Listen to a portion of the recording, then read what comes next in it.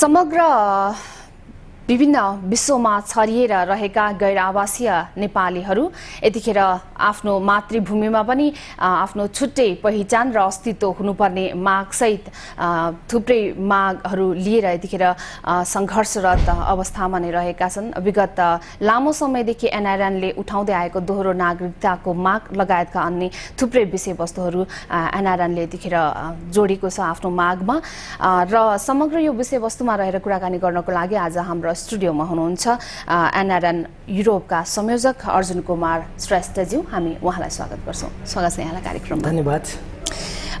जस्तो अहिले एनआरएनहरूको समग्र विश्वभरिमै छरिएर रहनुभएका लगभग 70वटा देशमा अहिले यसको जालो फैलिसकेको छ। कस्तो छ अवस्था यहाँले कस्तो देख्नु भएको छ? सर्वप्रथम त हामी स्थापना कालदेखि अहिले 10 वर्ष पार गरेर 11औं वर्षमा हामी रन गरेका छौँ र यो पहिलो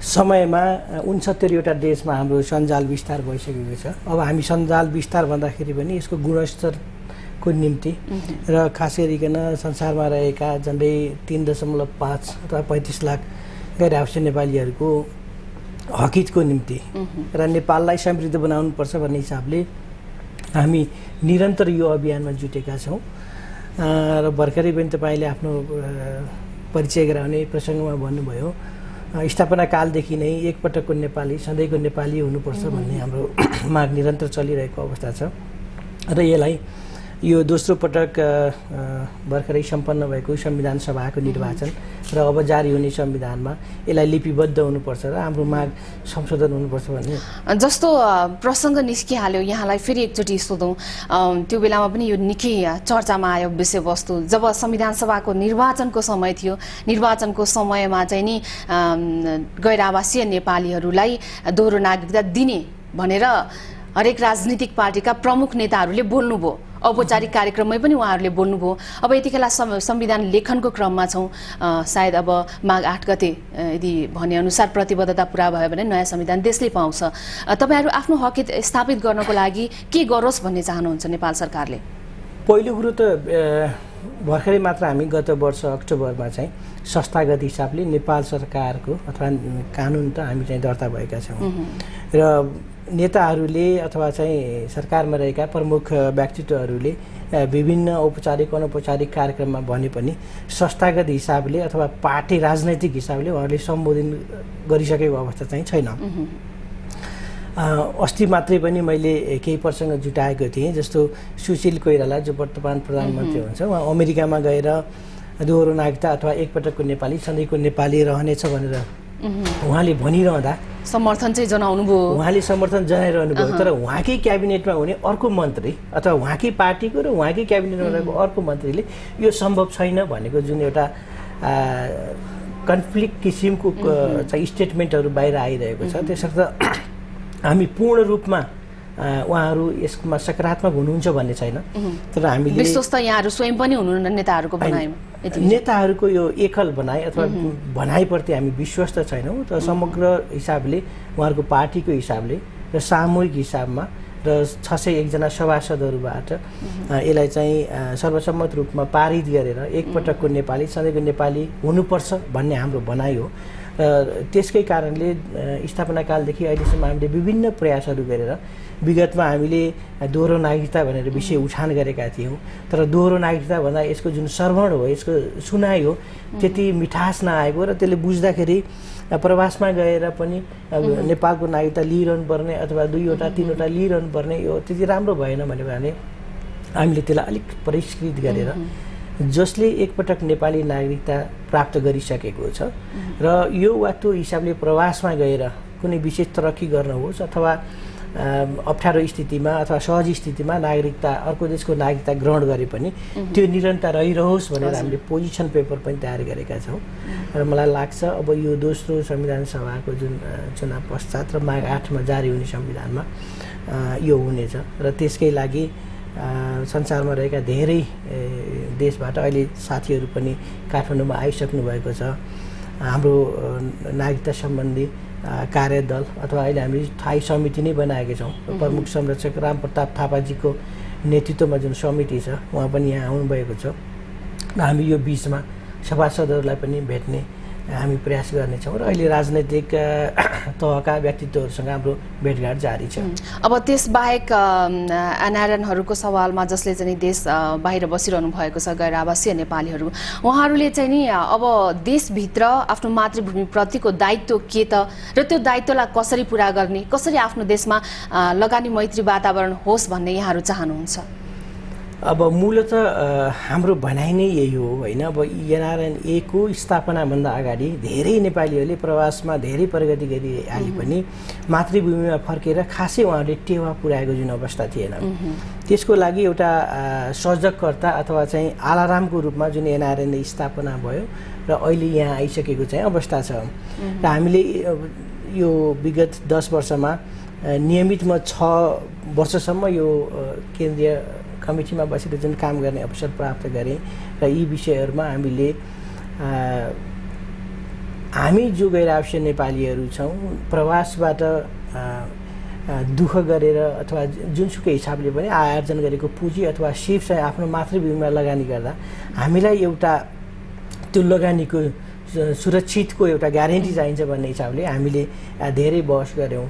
त्यसबाहेक कर प्रणालीमा पनि हामीले धेरै किसिमका चाहिँ अभ्यासहरू चाहिँ गऱ्यौँ र तिनीहरू छलफलको विषयमा छन् र विभिन्न देशहरूका आफ्ना फरक नीतिहरू भएको भएर तत्त देशहरूसँग हाम्रो सरकारले अथवा अर्थ मन्त्रालय र सम्बन्धित निकायले पहलहरू गरोस्, हामीले यहाँ चाहिँ सहज ढङ्गले चाहिँ लगानी गर्न सकियोस्, समृद्ध नेपाल बनाउन सकियोस् भन्ने हिसाबले हामीहरू चाहिँ लागेका छौँ। अब अहिले जारी रहेको नीति जस्तो रहेको छ एनआरएनहरूको लागि, त्यो नीतिमा के परिमार्जन गर्नु आवश्यक देख्नुहुन्छ? लगानीमा एनआरएनहरूलाई आकृष्ट गर्नको लागि, देशप्रति आकर्षित गर्नको लागि कस्तो किसिमको नीति सरकारले ल्याउनुपर्छ जस्तो लाग्छ यहाँलाई? अहिलेसम्म अब जे जति पनि यिनीहरूले एउटा निश्चितता लिमिटेसन्स दिएको छ, अब त्यो एउटा सकारात्मक पक्ष हो। त्यसपछि एनआरएनहरूलाई एनआरएन कार्ड भनेर अब यो दोहोरो नागरिकता अथवा एकपटकको नेपाली सधैँको नेपाली नभए पनि एउटा परिचय पत्र चाहिँ यिनीहरूले अब नेपाल सरकारले प्रस्तुत गरेको छ, त्यो पनि सकारात्मक छ र त्यसको आधारमा नेपालमा हामीले अब निश्चित सम्पत्ति चाहिँ राख्न सकिने अथवा चाहिँ लगानी गर्न सकिने जुन एउटा प्रावधान छ। तर मूल त समस्या के हो भने हामी प्रवासमा रहिसकेपछि हाम्रो पुँजी नेपालमा पनि आओस् र आवश्यक समयमा हामीले त्यो चाहिँ पुँजी बाहिर पनि लगानी गर्न सकियोस्।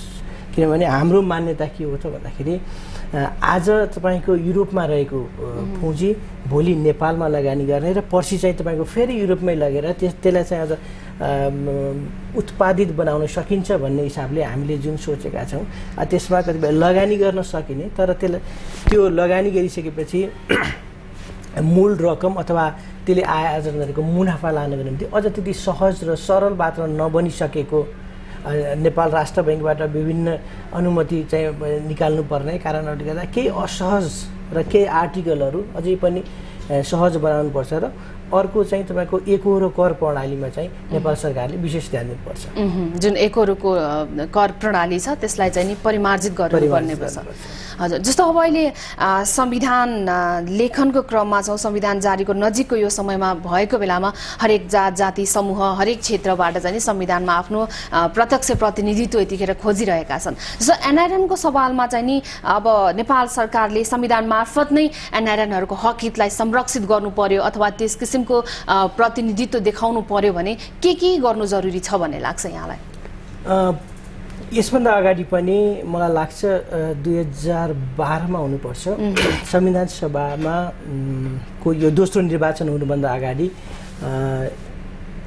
यो हाम्रो लोकसेवा निर्वाचन आयोगले एनआरएनहरूसँग मिलेर प्रवासमा रहेका एनआरएनको मत पनि कसरी चाहिँ हामी लिन सक्छौँ अथवा चाहिँ मतदान प्रक्रिया कति सहज छ छैन अथवा उहाँहरूको भावनालाई हामी कसरी प्रतिनिधित्व गर्न सक्छौँ भन्ने हिसाबले तत्कालीन हाम्रो आइसिसी अध्यक्ष जीवा लामिछानेज्यू सहितको एउटा अध्ययन समिति पनि तयार गरेको थियो। तर हामीले धेरै राष्ट्रहरूबाट त्यसमा एउटा टिप्पणी चाहिँ उठान गऱ्यौँ र त्यसलाई चाहिँ अब उहाँहरूले सम्बोधन गर्न चाहिँ सक्नु भएन।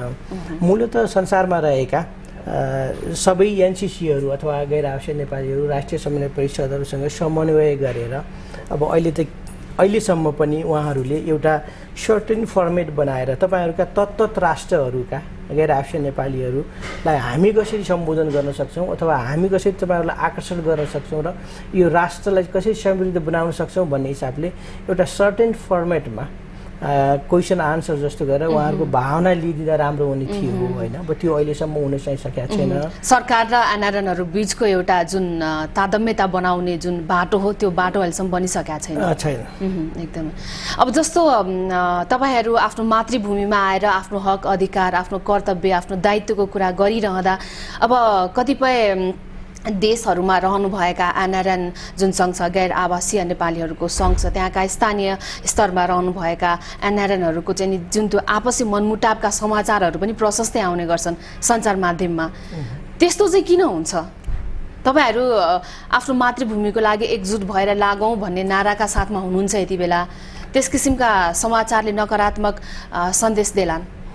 त्यसमा मलाई जहाँसम्म के लाग्छ भने अहिले संसारमा रहेका गैर आवासीय नेपालीहरू भनेका यी पहिलो पुस्ताका फर्स्ट जेनेरेसन हुन्। यसको मतलब हामीले कसरी बुझ्नुपर्छ भने हामी प्रवासमा गएर बसिरहे पनि हामी यहीँको कल्चरबाट हामी यहीँ जन्मियौँ यहीँ हुर्क्यौँ र आंशिक ज्ञान हामीले यहाँ चाहिँ अथवा संस्कार चाहिँ हामीले नेपालबाटै सिकेर गएका छौँ। अब त्यसलाई प्रवासमा गएर बस्दा बित्तिकै त्यो पुरै हामीले छोडिसक्छौँ भन्ने चाहिँ जरुरी छैन।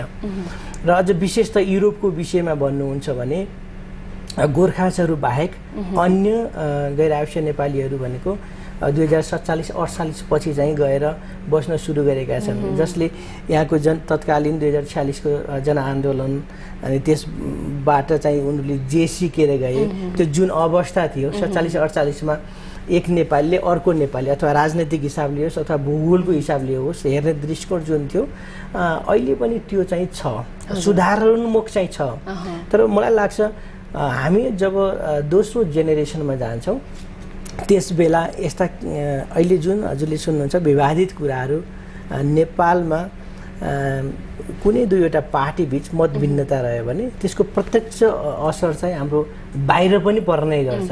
त्यो अवस्था चाहिँ सेकेन्ड जेनेरेसनमा आउँछ जस्तो चाहिँ मलाई लाग्दैन। अब हामी लगभग अन्त्यतिर छौँ, अन्त्यमा चाहिँ अब एनआरएनले अहिले आफ्नै लगानीमा भवन निर्माणको योजना पनि लिएर आएको छ। अब यहाँ युरोपको संयोजकको हैसियतमा चाहिँ नि त्यो कार्यक्रमको बारेमा केही जानकारी दिनुहोस् न। पहिलो कुरा त हामीले अब यो एनआरएन भवन भनेको एनआरएनको एउटा ट्रेड पनि हो।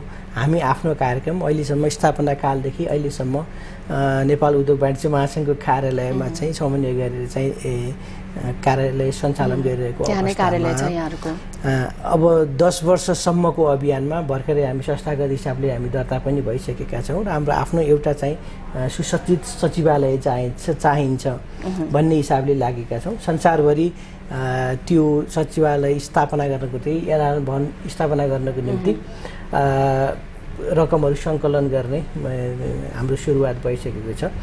झन्डै हामी 10 करोडको लगानीमा त्यो भवन चाहिँ निर्माण गर्छौँ र झन्डै 5 करोडभन्दा बढीको हाम्रो कमिटमेन्ट र रकम सङ्कलन भइसकेको छ र हामीलाई लाग्छ अबको 2 वर्षमा तपाईँहरूले हाम्रो एनआरएनको आफ्नो भवन देख्नुहुनेछ। हस्, धन्यवाद यहाँलाई। धन्यवाद। उहाँ हुनुहुन्थ्यो एनआरएन युरोपका संयोजक अर्जुन कुमार श्रेष्ठज्यू, हामीसँग रहेर कुराकानी गर्नुभयो र विशेष गरी गैर आवासीय नेपालीहरू पछिल्लो समय संविधानमै देशभन्दा बाहिर बस्ने गैर आवासीय नेपालीहरूको हक हित पनि संरक्षण गरिनुपर्छ भन्ने कुरालाई यति बेला उठाइरहनु भएको छ। यसै विषयमा समग्र रूपमा हामीले उहाँसँग कुराकानी गर्यौं।